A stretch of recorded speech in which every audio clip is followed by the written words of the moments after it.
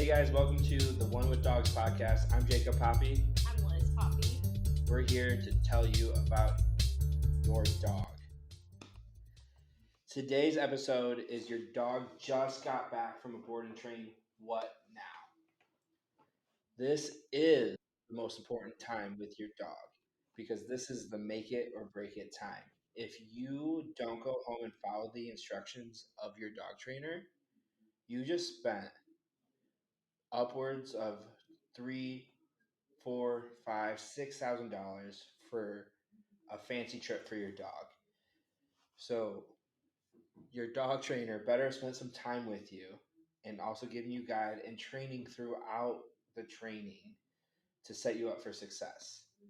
Liz, we do this every day. Every day. I mean, from start to finish of a dog in a board and train, we send daily reports. And so that includes videos, pictures, and training information. Day one for us is always so important. And then throughout, there's just snippets of information, which is so important to, keep up with. Yeah.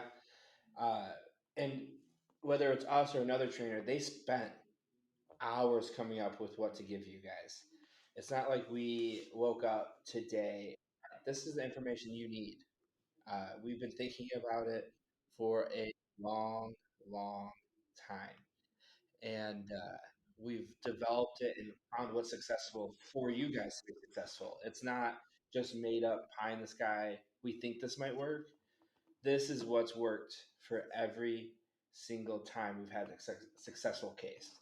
Um, I find it really truthful to say the times that we don't see success is when there was a lack of follow through from one person in the family or multiple people in the family not being on the same page, and or um, a disinterested owner at the turnover. You want to be paying attention. I think the worst thing that an owner of a dog can do is not listen. Getting stuck on the phone or kind of working. Being at work when they're not. When they're with us, they shouldn't be taking work calls. Being just engaged, just listening to your trainer because your trainer has all of the advice, all of the training knowledge at their fingertips. And as an owner of a dog owner, you're not a trainer. And we as trainers are here to fill up your training backpack or, toolbox, if you will. Treat bag, maybe even. With and even that, like, it's so important. A lot of people don't know when to treat and when to reward, so those are things that you're going to learn from your trainer. So definitely, number one, people who aren't doing the same things as other people in the family. As a husband and wife, we have to be consistent, and that goes for every family, husband and wife, couple partners at home with their dogs. You have to be consistent, follow the instructions, and don't get mad at each other. Like, if I'm upset with Jacob because he did something that was inconsistent with what I would be doing with my dogs or with what a trainer had told us or something in that regard, I'm not going to yell at him. I'm just going to say, hey, like, trainer. And I always tell my clients, tell them, trainer Liz said, make me the bad guy, because that's our job as trainers. Yeah. Hold each other accountable. Another big thing is use the tools they gave you. Worst thing we always see is, a dog is now struggling at home pulling on a leash. Would you believe it? They're back on a harness and a flexi, which were not what we gave them to use. There's no, I had no ill will if you want to walk your dog or train your dog with harness and a flexi if it works. Yeah. If it's not working, what are we doing? So if I gave you a prong, I gave you an e-collar, I gave you a slip lead, I gave you a flat collar, use that. Not some make believe or what you want to Definitely. work. It's got to be what has worked. If you saw me for 2 weeks walk your dog in a perfect heel using something, that's what you need to be using. I'm not training them this way for you to go home and use a completely different system. So that's why you make sure you align with your trainer to begin with. If you want to use a harness, there's trainers out there who will train your dog in a harness. We don't believe in it. So no ill will. That's not what we train your dog on. So Correct. Align with belief system, method, and what the best tool is going to be for your dog with your trainer before you do training to make sure that you're a good fit. And understand that after training, the tools that your trainer gave you are the tools that you're going to use at home. And don't fall short, don't just throw them in a closet somewhere, a drawer somewhere. I hear all the time, oh, I did training and it didn't work. Well, awesome. Well, tell me about that training entailed, and they, time and time again, I hear it, hey, the trainer gave me this, but I just didn't use it. It's like, why? If you've spent time and money on training your dog, why are you wasting it by not using the tools that got you and your dog where you are now, and then you just don't use it? That just seems very counterproductive. yes. And then on top of that, it's also confusing to your dog. And that's where you're going to see behavior regression, really. Yeah. And don't, if you are using tools, don't be afraid to take your time using them. What I'm trying to say is don't rush off the tool. I think the number one question we get is, when do we stop using this? When your dog listens perfectly every time. Yeah. Like, and then still maybe sometimes after that. You know, our business just got a pretty big write up from a client whose dog does not need any of the tools when she goes walking with the dog. So if he walks in a perfect heel every day, all day. But the one time, a dog got loose, she had those tools so she could direct her dog, who was a little dog reactive, to get behind her, and like she had to actually use the tool to tell her dog to sit, so she didn't start a fight. And that client followed the directions on a given walk. She might not use the prong or the e-collar once, but it's there just in case. And sometimes like that's enough of a reason to have the tool on, because just in case. So you have to make sure um, you're not just abandoning a tool because that's what makes you feel better. Make sure it's the right thing for the dog. Time and time again, we do what makes us feel better in place of what's right for that dog. So, you know, and speak with your trainer. Like, hey, I'm thinking I'm ready to graduate. What do you think? Um, and Get if your trainer does not have that kind of communication with you, get a new trainer. Yeah. You should have a lifetime communication with your trainer. They should be able to help you get to the next step. And so if the next step is, hey, we're doing well with X, Y, and Z, I feel that my dog is doing really well, and I think she or he is responding very well without tools. When can I graduate the tools? Can you meet with me? Can you see and evaluate my dog to see where we're at and what, or she's not ready and I'm trying to get my dog to graduate tools, and I've tried, and so I'm kind of trying and then getting back to where we were, and trying and getting back to where we were. How do I take that step to really do that? Am I doing Yeah. it right? And how do I take that step forward without needing eventually to take two steps back? Which, again, if you've made this step forward and it's been a mistake, don't feel bad about going backwards. We have time and time and time again, even with our own personal dogs, had to go backwards and start over. Um, we got to pause it. So after you have made it so far, don't be afraid to come back and restart sometimes. We have restarted plenty of times with our own personal dogs where, hey, they were doing great, they were doing great, they were doing great. Dang it, you know, or we got lazy slash too busy. And we've had to do multiple boot camps with our own personal dogs in the sense of and a boot camp for us is like a day or two of like really focusing on what's important and what we need to work on. And then you see those mini breakthroughs and you're back on track. Um, I think people get lost in I have a trained dog. Why we're doing this? Because me and Liz didn't raise your dog. Your trainer didn't raise your dog. So you really have to do the extra work because you have that history with your dog of this is what we've done and this is what I've always gotten away with this person. And you'll find that you know you could drop them back off with me for a day and I'm going to give you a report. They're doing great, right where exactly where we had them. I love you. You've done great. And you might be like, what? Um, but I promise you, they're pushing your buttons because you raised them. They love you. There's that like psychological thing with children and their moms, where kids act out worse with their moms because they feel safe.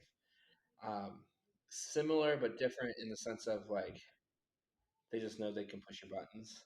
And who's training who, right? So make sure you're setting the boundaries, you're setting the lines, and don't be afraid to go back. And sometimes that means all the way going back to putting a leash in the house. Don't be afraid to go backwards. Um, and if you use a board and train as a starting point instead of the finish line, the world is your oyster. If you start, if you think training is done, the second I hand you back your dog, you are going to struggle. Um, it's not if you might struggle; it's you will struggle because you are such a big part of your dog's life. So you have to make sure you're doing the same things that we did to be successful. And sometimes, we might give you some guidance like, well, I guess you have to pivot a little bit, but it will never be that far off from what we did. Yeah. Also, I really want to encourage you to talk to people. And, like we have a Facebook community, and, I want more and more of you guys posting things and successes and failures because you're not alone. We all struggle with dogs every day of our lives. We speak another language, all sorts of things. So don't be afraid to talk to other people about where you're at with your dog. You know, I think it's a very big bonding thing with Absolutely. people. Um, so We have so many friends because of dogs and just having great conversations. And there's certain things that we do intentionally with our clients. We do summer group lessons, and it's basically like a refresher course, part of finishing a program with us that you get to get into, have access to the trainers, which would be us and another trainer that we have, and other trained dogs and other trained owners. So it's a great way to make friends and then also share good and bad and advice and things like that. So definitely utilizing friendships with people. Our Facebook group with our clients. I definitely think it's a very utilized way. It can be really great to like meet up with people, spend time with them, go on walks together if you live in each other's neighborhoods, that kind of thing. yeah, and coming this spring, 2024, uh, at least Great Lakes Dog Training will be bringing back our semi-monthly Pack uh, pack walks. walks to get on a at least somewhat monthly-ish pattern of hanging out with all of our graduates as much as possible. But utilize other people and other trained dogs. You know, a pack that's walks are kind of the head in the right direction. So Absolutely. if we're all around each other, Liz and I hiring new trainers improved us tenfold, right? Like new ideas, new people, new blood, new energy. So you know, you might have been like, "Oh, Jacob and Liz trained out 5 years ago. I'm good." Then you might hang around with someone who just trained recently. They're trained because they've gotten more from recently. So, if you've been around, get around. Definitely. Refresh yourself. It's not just your dog being refreshed, and being like, oh my gosh, my dog is so good, I don't need it. Well, you need it. You could benefit from it. It's new translation. Things are updated. What works with some dogs doesn't work with every dog, and so there's different techniques, different things. So stay updated. Stay updated. Great, great point. Um, we have, we're constantly listening to new podcasts, creating new podcasts, uh, watching trainers, trying to get seminars that are under schedule. Sometimes it's Crazy. difficult. But nonetheless, we're hands-on different dogs, hands-on new dogs. And I would like to say, like, we've met with some recently, like some former clients who have gotten second dogs who didn't need to hire us after. Yeah. They wanted to, but they're like, I with what you've taught me, I trained my second dog. So, you can do this stuff on your own, and we can be an add-on, meet up, to support you in other ways. Um, but you don't need a dog trainer When you have the hows and the whys and you know how to execute it. Some people or just have. or have the time, yeah, patience, time. If you don't have some of those things, then use the trainer as a resource. Use us, use other trainers in your area. If you're listening to this and don't know us, but Yeah, if you don't live in the Great Lakes area, yeah, well, but we can help you find a trainer too. If you, we know trainers are around the world. So definitely, if you need help, just email us. yeah, um, yeah, Cool. Another big thing, finish what you start. If you're going out the door and you're letting your dog out and you ask them to sit, follow through. I think sometimes we start to get complacent, like, well, they know sit, so I'll let it slide this time. It's like, no, no, no, no. You said sit. Follow through.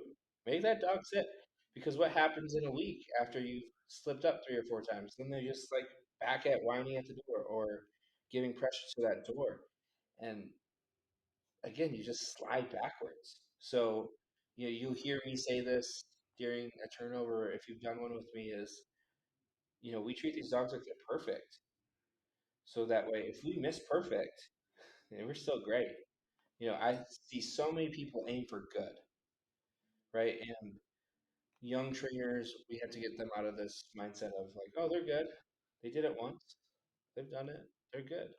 It's like, no, no, no. Like, we do it until a dog can't get it wrong, A, and B, we hold them accountable like they don't get it wrong. mhm. So that way, if we miss very small. Aim small, miss small. Um, I think there's no benefit for having very large boundaries. Your dogs do not do well with large boundaries of information. I'm not saying like a big backyard. I'm saying like I have the an I have an example. yeah. When Jacob sends me to the grocery store and gives me a very well, first of all, if he says, "Hey, go to the grocery store, get dinner," oh no, no, no, very confused, Liz. No, we don't do that. I need like very concise. If he says like steak, potatoes, onions, sure, sure, most people could do that, most people, but I'm not most people because I get it wrong. So if I'm going, there's just decision paralysis. So for me, it's like I need to know what type of steak because I might go and look and grab the wrong thing. I might grab a roast on accident. I've done that. Or thin cut steak. Yeah, just not the So right. thin that you can cook it for less than a minute on both sides and it's well done. Yeah, and It's happened. it's like for maybe a quesadilla or whatever. It's just not the right thing, and so you want to be precise with the boundaries that you do set with your dog. and that's the example that I like to give. Yeah. Uh, That's a great example. You know, like I think the fairest thing we could do is give very clear instructions to our dogs with very clear understandings of yes and no. And that's going to get me back to the thing that we always see is that, especially the people that came to us weary about tools, they tend to forget to praise. yeah. Um, yes, good boy, good girl is such a powerful tool. A treat here, a well timed treat, is such a powerful tool that if you use it correctly, you know, like it's gonna fix some of your mistakes on the correction side. Because you're gonna miss a correction here or you're gonna overcorrect there. But if you praise right, if you hit the right rewards, it overcomes a lot of those times where you made a mistake on a correction here, a correction there. So, you know, do not be afraid. Like let's said, to pull those streets out. Reward your dog. Um, I don't know how many times we have said, did you say yes to your dog? Did you tell him that I was good?" And they're like, "Oh, I don't know." It's like you want like, and you most of the time it's the same people who come in praising wrong. They come in and we have to correct, like they're like praising the dog, and while they're reacting or jumping, and they're like, "Yes," you know, like, "Oh, it's okay," calm and petting the dog, while they're in this bad mood or doing this thing we hate, we accidentally praise it. So, you know, praise is such a powerful tool, Mhm. and it can be so abused. Definitely. Um, Not doing it enough, doing it at the wrong times, doing it too much. So we definitely want to balance our yes and no. You yeah, know, it's just like with kids. If everything's no, you know, well, why would I act to it if everything is no? And maybe everything is no, but there's not a consequence, right? That's one thing. And then also, if everything is no, if I get in trouble for everything, but I don't get rewarded, why do I want to? Like, what's my motivation here? yeah. We always use that demonstration of a kid with a drawing on the wall. If they're just drawing one spot and you just say no, and you don't tell them what to do next, they're just going to go to a different part of the wall and draw. They're just going to think, "Oh, that was a bad spot." They're not going to know, "Hey, I'm not supposed to be drawing on that spot," or "What am I supposed to draw on?" But if you're like, "No, come here, sit down. Here's a piece of paper with your favorite cartoon character on it. Draw all over that. Good to go." The Yeah. kid will be like, "Oh, I love this." And then when they do that and they get a foot roll up, they're gonna be so happy. Yeah. And it's so funny because that comes easily to most parents. I would say I've always seen parents say no and tell their kids what they're supposed to do. Hey, the coloring book's at the table, you know, and those are ways that you need to think about when you're working with your dog. I love it. I see so many people give human stuff to dogs the wrong way. Yeah. But if we raised our dogs like we raised our children, actually raised our children, uh, and then I think we would all be in a better place. You know, I was told no. I give like when we talk about like off for dangerous things, i.e., jumping on a counter, stove, running in the street, you know, barking aggressively, I always bring up like the time my mom kind of smacked me when I was reaching and I almost grabbed a pot of chili when I was really young. Yeah, did it suck to get smacked by my mom? Sure. But is it a lot better than third-degree burns all over my body? Absolutely. And probably saved us a lot of money, both like in food and in medical bills. Um, so sometimes we have to make sure we're following through. Mhm. It comes back to follow through. Um, I just got done with the lesson before I came to shoot this, and we were talking about, oh, I didn't catch that. I didn't catch that in the moment. I can't really do anything about it. Correct. If we don't see something with a dog, we can't really correct it. You know, don't walk in, there's pee on the floor, rub your nose on it. Nope, dog doesn't know what. Like, why are you doing this to me? Yeah. So gross. Um, Instead, we're going to set up that situation again, where I like jumping on the counter, barking at the fence. We're going to give him the opportunity to make the mistake again, and then we'll correct in that moment. And I think that's so important to say, like, You had to catch your dog in the moment. We're really getting off topic here, but I like where we're I going. like where we're going. We're getting a lot of topics that Jake and I like to talk about a lot, very frequently, to our clients, to lessons. And I mean, this is what this podcast is for, is really for us to establish a way for people to get as much information as possible. So while it might not be our plan, Yeah, you're getting a it's the plan. It also helps that when we see a problem that we're dealing with currently, it's awesome. Um, some of the stuff that was getting brought up is because we have a dog back that we trained a long time ago, and he's gotten very far off from where he was. Um, just giving up issues that weren't there, and it's because they've they've not done a single thing that we taught them, and they're all over the place with where this dog should be, um, for no reason other than that's what they wanted to do, which is fine if they weren't struggling. yeah, Y'all do what you want to do with your dogs if you don't struggle. right. If you're struggling, Right. follow what we say. Rein it back in. Rein it back in. So, So definitely follow your instructions. Get with your trainer. Updates. Keep yourself updated. Do refreshers.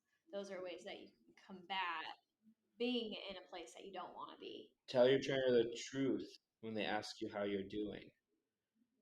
Because if I say, "How's he doing?" and you say, "Good," and then I see you walking your dog and it's pulling you, Yeah. and it's not good. Yeah, we got to be open and honest. I have a lot of clients that update us, and I love good updates, but we invite bad updates. Hey, this is what's going on. I struggled. Yep, let's work through it. That's what we're here for. We will give you advice over the phone, text messaging, emails, whatever you need. But if that doesn't help, we'll come see you. We'll bring you in. We have an open door policy with past clients. Um, but we'll call you out if you're not doing what we've told you to do. And we've absolutely walked away from clients who didn't want to do their part. Mm-hmm. Um, and no skin off my back. I wish them well, but they're not going to get the goals that they want with their dogs not following through. Definitely. So really, that's a good place to end it. You guys, thank you so much for listening to us banter back and forth. And if you hear some craziness going on, we're hosting a party at our house right now. Um, we're not involved in it, but we're hosting. So you might hear some kids Kids screaming, screaming. kids crying. Yeah. It's a beautiful home, so we have a lot of people coming over. Um, and every time you'll probably hear some people, and that's all right. Um, Definitely. First episode, we just wanted to kind of start, really just start. So, and this, if you haven't realized, this one is really for our clients, mhm, but it should work for anyone who's done a board and train with anyone. These are all facts. Follow the instructions given. yeah, Um, finish what you started. Start here. Keep going. You are now your dog's trainer. Carry the torch, and then we'll see you guys for the next episode. Please follow, like, subscribe, share, do everything. Right? Let's make us famous. and comment ideas of what you want to hear. We would love to just have a general idea of what you guys want to hear. Our listeners, we want to bring what you want to hear to your ears. So that was so cheesy, but it's so true.